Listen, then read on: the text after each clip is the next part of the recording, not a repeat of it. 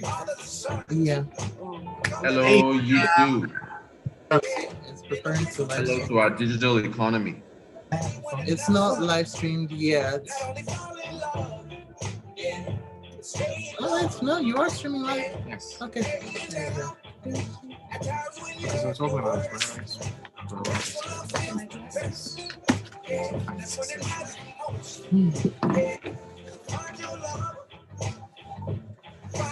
So how'd you do Valentine's? Yeah, it was fun, man. It was Ocean's Riviera. Where we went to. It was great. Nice. Oh, sounds very fancy. Not bad, not bad at all. So that I would burger. release pictures and video, but I'm keeping everything under wraps. Oh, really? You propose? Why are you keeping it under wraps? Oh, because nowadays it's best to be private, man. Oh, no. You don't have to tell me. Yeah. No, you don't know, like family, friends, too many colleagues, too much questions. So, you know. But you had fun, yeah? Yeah, so that burger place I told you about, it's not so good. Was the line too long? No. It was too small and then too expensive. It was.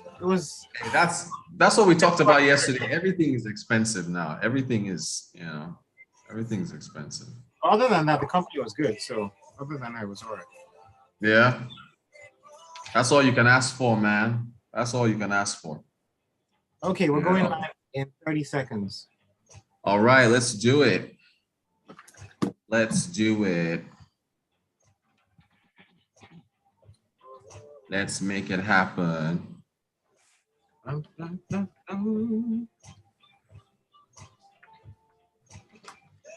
the breakfast on your radio. With critical focus on the Nigerian economy, we see the bigger picture. Business Express on Smooth 98.1.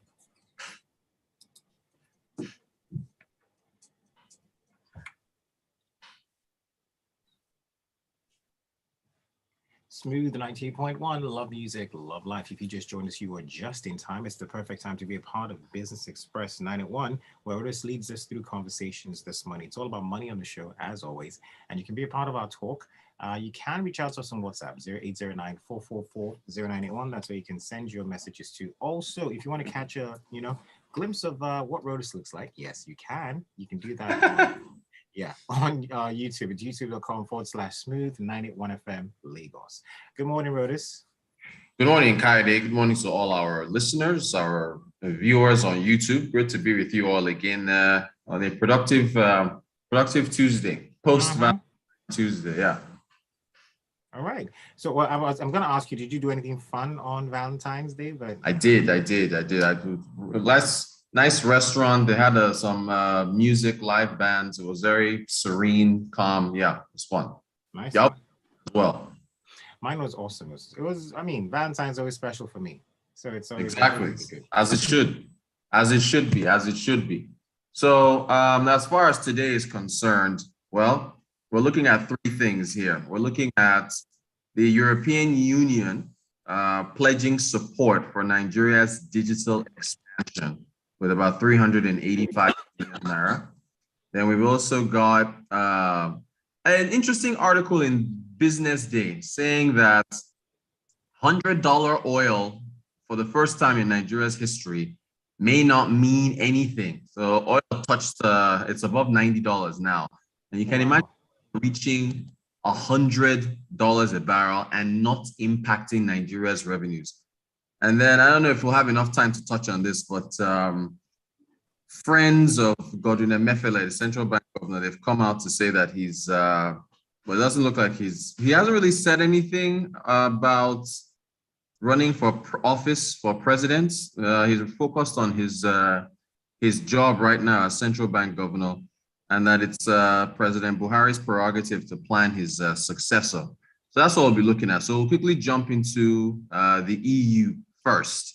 So the executive vice president of the EU, Margaret Vestager, she disclosed in a statement that the European Union is looking at investing about 820 million euros in Nigeria's digital economy over the next 3 years. So basically, what they're saying is that it's part of their Gateway Initiative, and the Gateway Initiative wants to invest in, let's see, there's a whole number of initiatives as far as the digital economy is concerned. So the 820 million, I believe it's a combination of 160 million euros in grants and 660 million in loans. And they're, pouring this into, I mean, look, it's 385 billion, which in today's day and age, it's a lot of money. It's a lot of money. It would really do a lot of work. It would do a lot of help for the Nigerian economy. I mean, because our digital space needs a lot of work still. Fantastic, but you need more money than that, Kayode. I mean, really? Lagos alone. In fact, I think pick any state in Nigeria's country, and in Nigeria, one state can swallow all that money up. In fact, but even go beyond the states, just a few local government areas can swallow 385 billion naira. Easy. You can. Oh, wow. And now that'll be it. So yeah, they said that they will invest in digital infrastructure, digitization of public services, digital entrepreneurship, digital skills, digital governance. The digital infrastructure alone will swallow 385 billion. Yeah, but is there a way though? I mean, I think if they're strategic about it, and I mean, if they're the money's not enough. The people. The money's not what can we do? We can't ask for more. You need. I mean, this is the European Union. You're gonna have to get source money from else. Look, see, this is what I'm saying. This is why people say remove subsidy and take that money and put it elsewhere. But how long will it take to see the results of the subsidy being removed? Yeah, it'll take a while. But digital infrastructure alone is the computer that you are talking to me on and the laptop I'm talking to you on. Mm-hmm. So you have the number of public schools where you have to. I mean, how much is a laptop now going for? It's over $1,000, right? Yes. I mean, yes. If you want to buy a laptop, a Mac, it goes for what? Almost $1 million naira. So, or more, in fact. So, that's one laptop, depending on what you want to buy. But so infrastructure alone can swallow up all this money. If you think about the population of students in this nation, converting public enterprise. Look at this other part. They said they want to digitization of public services. So if you go to a public institution in Nigeria, switching their manual process on where they keep records from manual digital. That would be a lot of work because you need to get that infrastructure in place, and then you need to now train the personnel to do it. It is a lot of work. It is a lot of work and a lot of money too. It's a lot. I mean, Sunday, this money they're saying is over the next 3 years. So, this is money that you need today. So just and be done with it, So got a question here from Jonah on our WhatsApp platform, 0809444091. Jonah says, or is asking the question, but what does the EU want in return? Okay, so good question actually. So what is it a Greek gift? What do they want? No. So it's part of their Gateway Initiative, and the Gateway Initiative is set up to see more development in the area of tech in certain geographic areas that they pick. I mean, the EU also announced I think a 20 billion euro transport finance initiative. Although Nigeria's name wasn't there, but they're looking at improving transportation infrastructure. I think in a draft document, I think Bloomberg saw this draft document, so it's only a draft for now. But they're planning on spending about 20-something billion euros on transportation infrastructure in Senegal, I think Ivory Coast, I think Egypt and one other country. Nigeria wasn't named, but we'll see whether things change. Now they're doing that to counter China. China is, I mean, their presence is large, and it's across a lot Africa. more global now.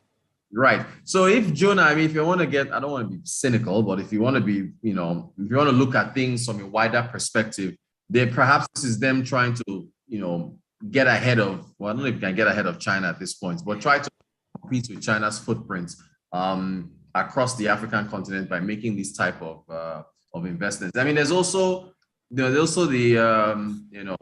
expertise, the transfer, knowledge transfer.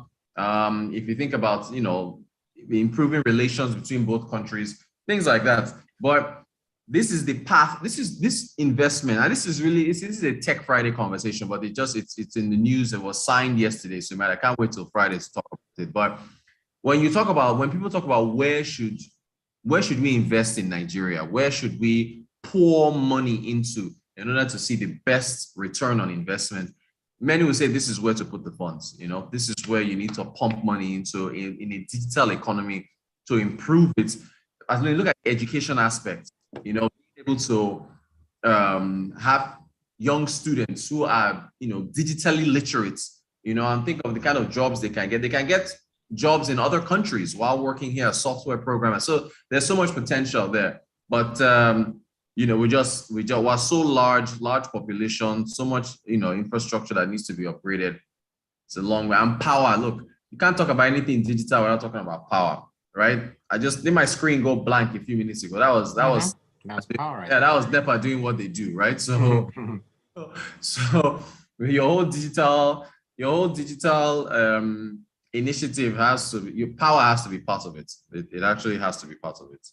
All right, guys, speaking of power, you have the power to send your messages in. So send them to 0809-444-0981, or better yet, just reach out to us on our YouTube platform, which is youtube.com/smooth981FM Lagos. By the way, the best part of this is you can always catch a replay of the show live on YouTube. So any time of the day, you can go back there and stream the show and catch up on the information that you probably might have missed out on. But that's it. Rotus, what else are we talking about this morning? Real quick, I encourage folks to read this article in Business Day. The title is "For the First Time for Nigeria, a $100 oil price means nothing."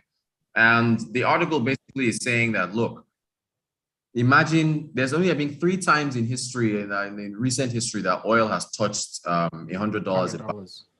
2008, 2012, and maybe 2013. But normally, if you're an oil producing nation, higher oil price means more revenue for you.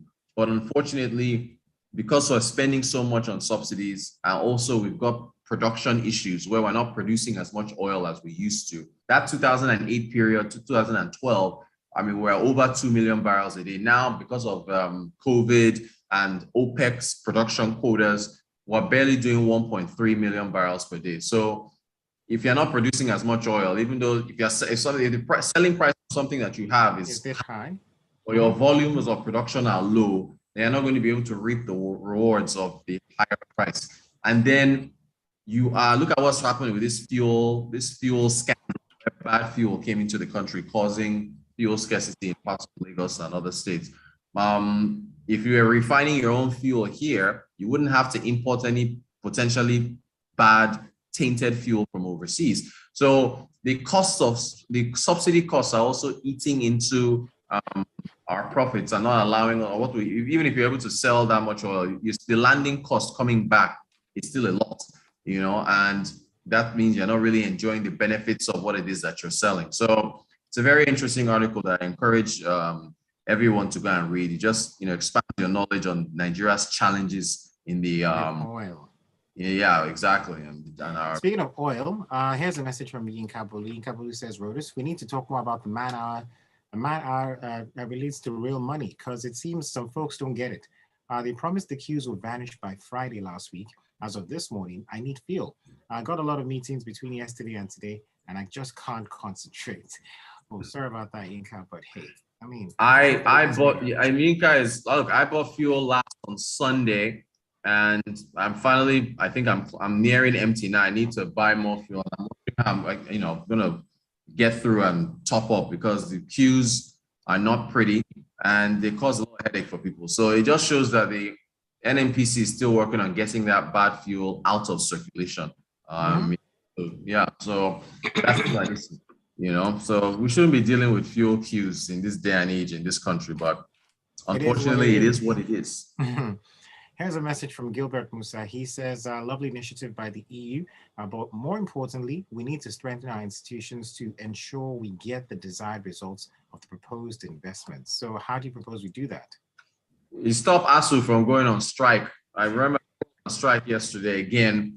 Think about the impact of that. So when Gilbert, thank you, Yinka, everybody else for your messages. When you think about strengthening your institutions, these strikes, although check this out, the unions like ASU and so on, they support subsidy staying in place. They tell government pay, and then on the other hand, they go on strikes when the money they say is owed to them is not paid. Well, where do you think the money comes from?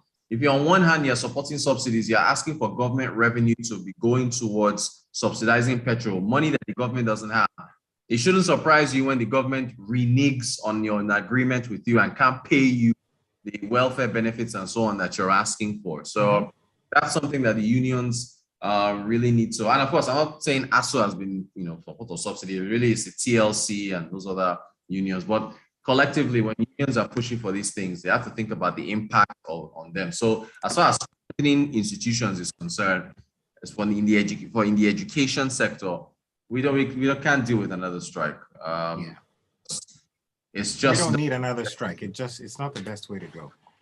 Not in the best interest at all. Not at all.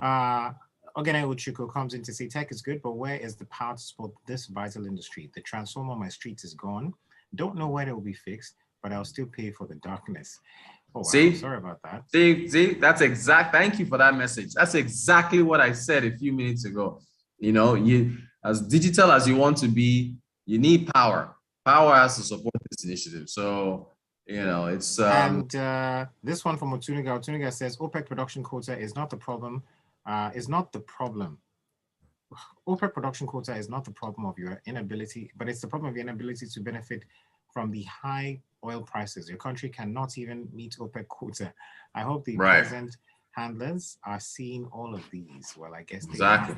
I guess Yikaboli finally says ASU strike is not normal. If they're deaf, are they deaf that we don't have money? All these allowances, where do we get it? Okay, so questions. Good question. But that's our show. That's our show, guys. Thank you for all your messages. Really appreciate your messages. Kayode, really appreciate you. Thank you so much.